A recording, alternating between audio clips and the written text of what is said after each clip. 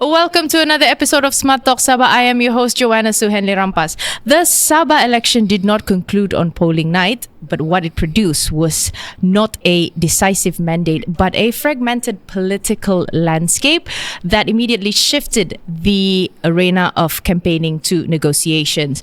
Now, covering this election, what stood out to me this election is how quickly the conversations move away from voters and into rooms where arithmetics, alliances and leverage mattered more than slogans. So tonight we are not here to relegate any of the campaign promises by all the parties, but we want to understand what the election actually produced, how power was formed afterwards, and what this tells us about Sabah's evolving position within the Malaysian Federation. Now, to help us unpack this, I'm joined by, the second time here in the studio, Professor James Chin, a leading analyst of East Malaysian politics and federalism and Professor of Asian Studies at the University of Tasmania. Thank you so much, James, for coming here again. Very good to see you, my friend.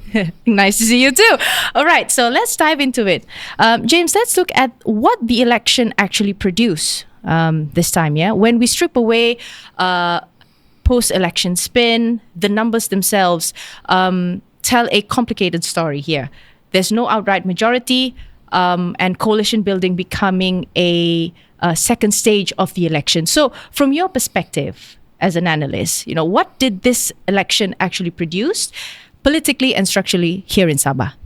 Sure. I think we'll start off with the big picture. Right. Although a lot of people are giving all sorts of excuses about why we have the results we have, I think whether you like it or not, you can't run away from the Sabah for Sabahan sentiment. Okay. In different communities, it's expressed in different ways. So, for example, in the Chinese community, the Sabah for Sabahans sentiment was about the fact that they think the federal government is not going to cough up the 40%. Mm-hmm. So, in some of the KDM area, Sabah for Sabahans means that not only do they want a local party, they may want a local Muslim party or a local Muslim party. So, whatever you, try to take out of it, you can't run away from the fact that there was a very strong sentiment on the ground. And that sentiment was basically directed in terms of historical grievances that Sabah has gotten a raw deal. Mm-hmm. And when Sabah finally won a court case, they thought that it's a done matter. The federal government will pay up. But the federal government made a series of mistakes, which again added fuel to the sentiment. The first one I would argue was a statement they put out saying that they will not appeal against the 40%. But we all know at the last paragraph, they said they're going to appeal at certain language of the thing, right? Yeah. So for ordinary Sabahans, they said that, what sort of BS is this? If you're not going to appeal, you're not going to appeal. What do you mean by you're not going to appeal the 40%, then you're going to appeal the language? And I think, coming back to what I said earlier, a lot of people did not believe that, that this so-called language appeal is going to still mean that you're going to pay your 40%. Mm-hmm. So people took it to mean basically the federal government was still sort of playing on both sides. If the appeals succeed, then they may not have to pay the 40%. And even if they pay the 40%, they'll negotiate it in such a way that Sabah will not get the full 40%. Mm-hmm. And I think that was a huge mistake. The second huge mistake made by the federal government is you can sort of put it down to Anwar Ibrahim, head of the federal government. We all know about the famous Gaya incident where Sabahan asked him, when are you going to pay up? Mm-hmm. And I think, the way he explained it, my impression is that a lot of Sabahans were not happy that he sort of talked down to that person, saying that, I'm the prime minister, don't talk so much. You are actually getting more than your fair share. Okay. There's a problematic with that because the federal government has actually never given precise figure what is the revenue generated from Sabah. Mm-hmm. And also this is very problematic because when you start calculating, right, the first question you need to ask yourself is that are you going to include the oil and gas resources because they've been invested, okay? So there are all sorts of issues, but I think these two had a really profound impact across the whole state. Mm-hmm. And of course, the individual West Malaysia, Malayan Party also made a lot of mistakes. These are well known to your viewers. So, for example, within PKR, even the PKR chairman was complaining about West Malayan people coming in trying to take control, all that sort of thing. In terms of DAP, I think it was very problematic. The most problematic was the fact that they had lots of West Malaysian campaigners on the ground. Yeah. And a lot of the DAP leaders came in. And if you remember on nomination day, I think the photograph of where the middle person standing there, candidate, was a Sabahan surrounded by national leaders. I think that was very, very problematic. People look at the picture, they say, you claim to represent Sabah's interests, and yet, on picture it looks like you are being controlled from the other side. So there was a series of mistakes made by Peninsula parties and of course the government. So I think you can't run away from the sentiment thing. The second thing that was very clear to me is that before the election there was a great push for all the native non-Muslim parties, KDMR, to come together. Well, for lack of a better word, nothing has changed. They're still divided. So in some ways, we should not be surprised. Yeah. The third big picture in terms of Sabah politics is that the best way of understanding Sabah politics, now if you look at the map of Sabah, it's very clear, right? Yeah. On the coast is basically Warisan. In the middle part is basically GRS, right? Yes. So in that sense, not much has changed. So I have actually argued that this election results is actually not new. What we're seeing is GRS 2.0. So Hajiji is still in charge, Anwar is still there, and I think the governor's influence is still there. So that much has not changed. If you were to ask me what has changed, it is the fact that the Warisan wing in the urban Chinese area, that was the only significant change. Everything else was fairly similar. So for example, right, some of the KDM parties, I was in very close touch with them. Some of them were still very confident in terms of the count. Then when the results came out, it came out totally different. Yeah. And when you go down to the village, you ask them what was happening. Again, nothing has changed. It was the money factor. So in that sense, like I said, not much has changed. Only significant change is that urban voters, including the Chinese, have decided to go with the boat. So, people shouldn't get too excited. I think the bigger challenge for this result is this anti-Malaya sentiment and whether the federal government is going to cough up the 40%. That will have knock-on implications because general elections is due in 2 years' time. Right. So coming back to the idea of Sabah for Sabahan, right? And that has become increasingly prominent in this election, as you said, right? So after this election, James, how do you see that idea functioning politically? Is it primarily expression of identity, or has it then now become a practical bargaining tool with the federal center? No, this sentiment or rise of state nationalism has always been there. Okay. It was even there before the election. It's not so much about negotiations with the federal government. It is the fact that the federal government will have to sort of step back. Okay. And for the very first time in a long time, allow the Sabahans to discuss among themselves what is it they want. From my conversations with people across Sabah, I think there is a lot of misconception.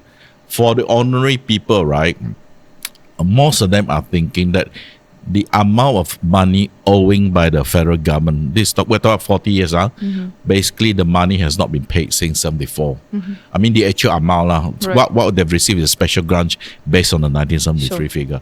So many people have told me that they expect the amount of money will be so large that it will be transformational for Sabah. Okay. For the very first time, the Sabah government has the money to catch up.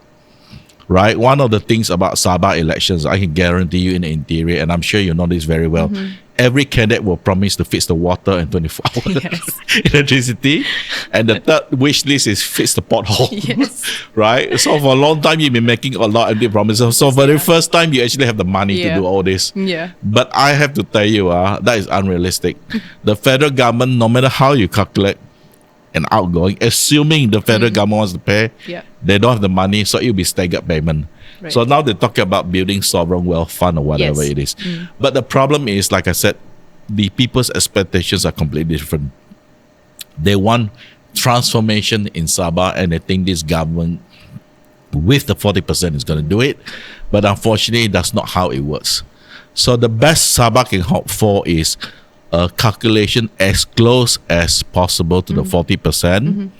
If possible, include an element of the oil and gas money. Yes. And that money will be staggered, paid by the federal government, say over a period of 20 years or whatever.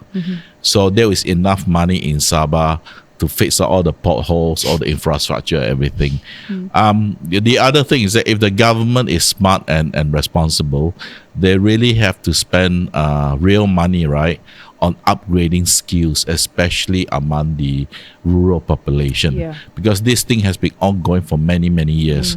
So we're seeing an urban drift. I mean, I remember coming back to Sabah, 20, 30 years ago. At the start of that thing, young Sabah graduates were already moving out. Now it's not only young Sabah graduates. Youth people are running to Klang Valley, they're running to Johor to work in Singapore.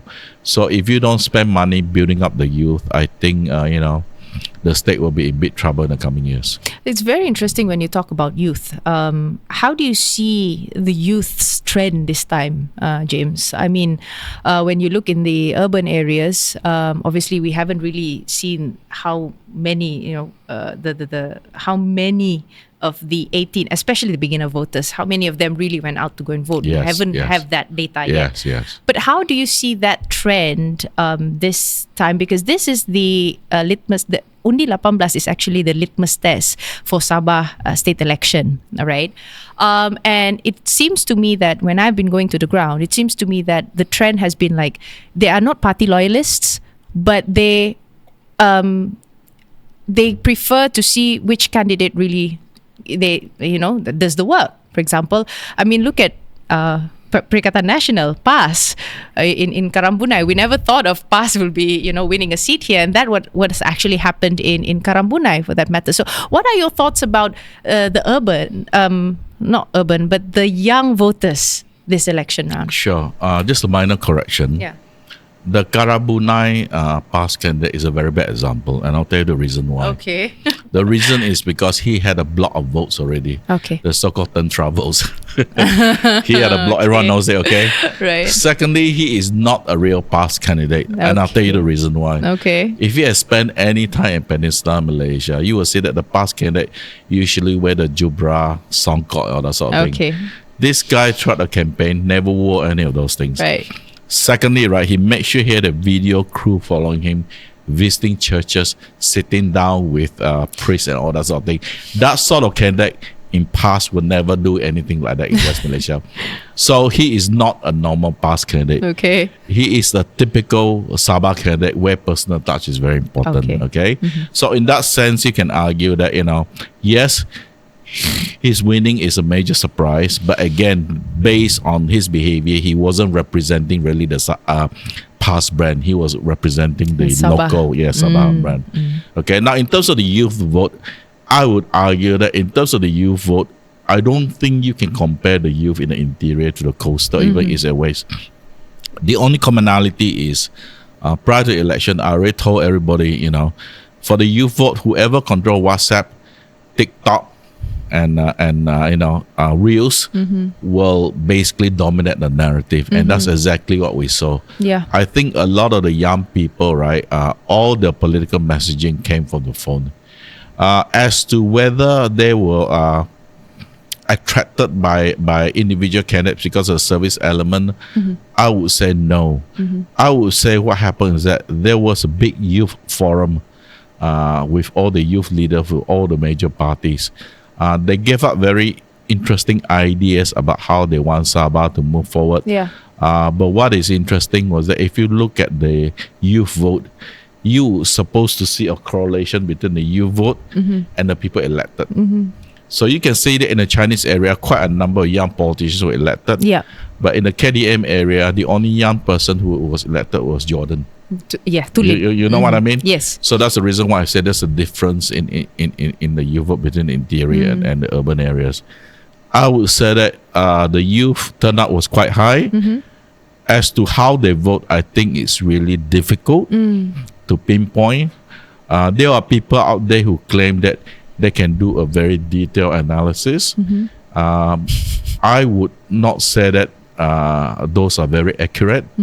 What is accurate is the age band Yeah. and each saluran, whether it's older or Correct. not. But the actual voting, I think, is very difficult. Unless there's a very clear trend like that saluran, right? 90% went to one particular party. Yeah. Then you can set it, you can Exactly. set it. Other than that, I think it's quite difficult. But what you can say is that the youth did go out in large numbers this time. Secondly, they don't rely on the old days of personal touch. Yep. They rely mostly on social media. Because when I spotted the campaign, people who went out there, right, I said, did you spend a lot of time targeting the young people? They said, not really. In fact, they said that, when you shake hand the young people, there's no reaction. Yeah. So this suggests to me that either they've already made up the mind, or they rely on the social media. But what I can tell you is that the most successful social media among a lot of candidates are the best social media are those produced by the young people themselves. Okay. We know several companies from West Malaysia actually came in here to support some political party. Okay. And when I look at their videos, right, it was done in a very terrible way. It did not work. So it comes back to what we talk about, which is being authentic. You need a young Sabahan to produce the sort of videos that other young Sabahans will be interested in. I'm also very interested when you mentioned about federal involvement, Yes. right? And as an example just now, where we've seen during the Penamaan Calon, when you have the candidate there, and then they are surrounded yeah. by all the, West Malaysian political actors. So federal actors were closely involved in this election, and let alone post-election developments, right? So what does this level of involvement tells us about center-state relations in Malaysia today? Is this cooperation, or do you think this is supervision, or how do you see this? Okay, you can't use the Sabah example to say that it's similar to all the other states. Yeah. I think this is specific to Sarawak. So specific to Sabah. I think what is very clear is that the federal government is very worried that Sabahans are edging closer towards Sarawak.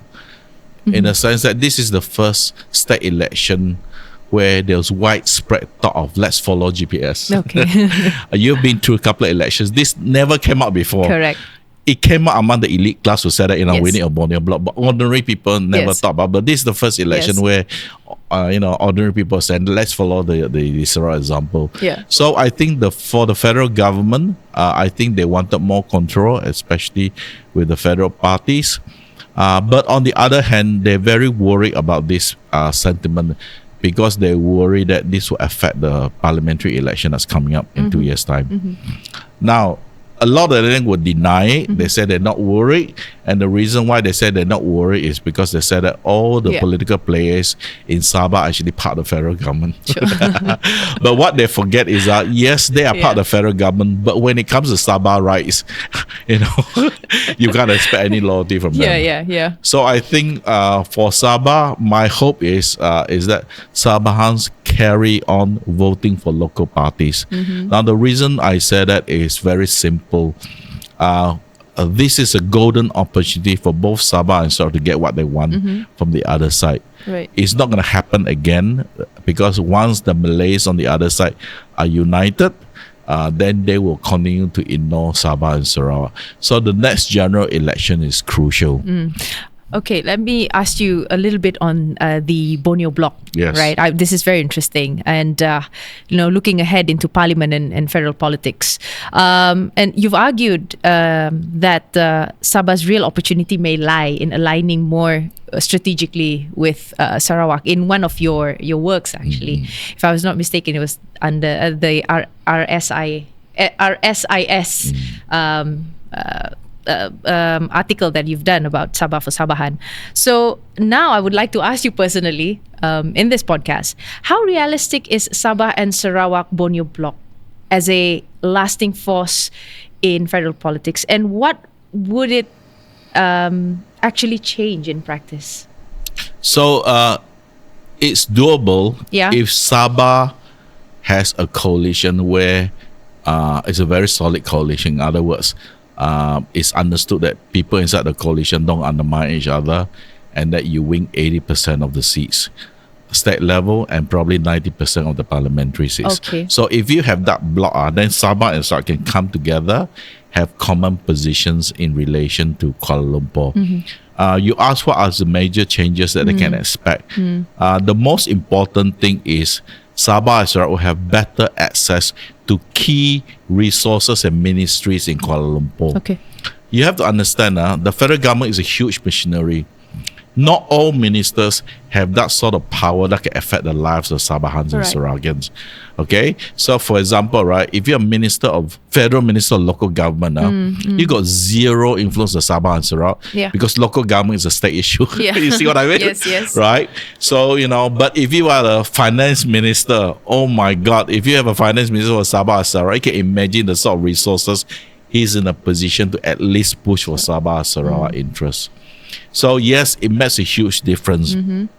But it all comes down to whether Sabahans can unite under a single coalition or a single party, but more importantly, whether they can agree with the Sarawakians on certain core issues. You see, the big thing that has always bothered Sabah and Sarawakians for many, many years is what do we do about the oil and gas resources? Because they've already taken out so much. They built Putrajaya, Petronas Towers, all those are fully paid already.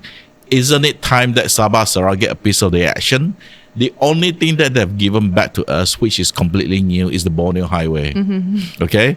Saying Sabah and Sarawak made a huge difference 2013.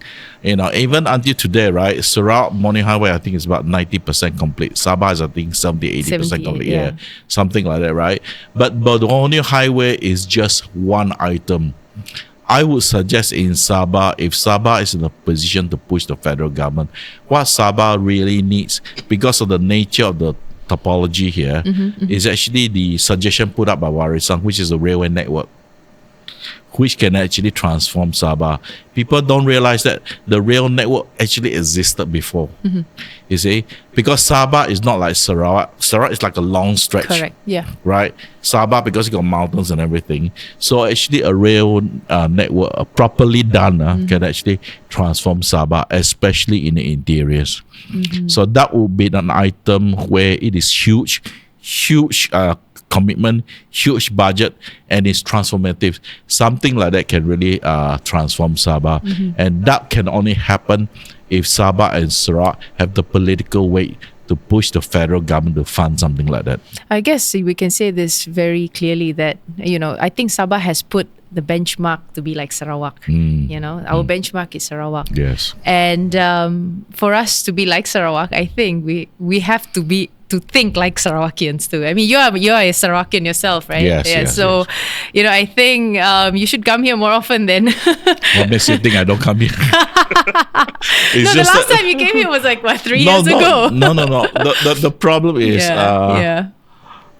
KK is actually a very small place. Usually when I come, right, I don't tell people, but somebody will see me and post it on Facebook. So after that, I'm forced to review I'm in town. So, I'm quite sure I was here not 3 years ago, earlier than that. Maybe 2 years ago. 2 years ago, okay. Yeah. I'm sure I was here earlier. Yeah. But okay, so as we look forward into the next parliamentary election, right, how do you see the federal politics landscape shaping up? Especially, after this, how PH did, Barisan Nasional did. How do you see this affecting the federal government? It doesn't, but the best way or election for that matter. The best way of understanding federal politics now is very simple. So you look at the Malaya map roughly. It's like this. So for the longest time, past the main challenger to so-called Malay nationalism has been locked away in the 4 northern states. Okay. In 2018 up to 2022, they finally broken out of the 4. Now the PAS influence is down to Selangor.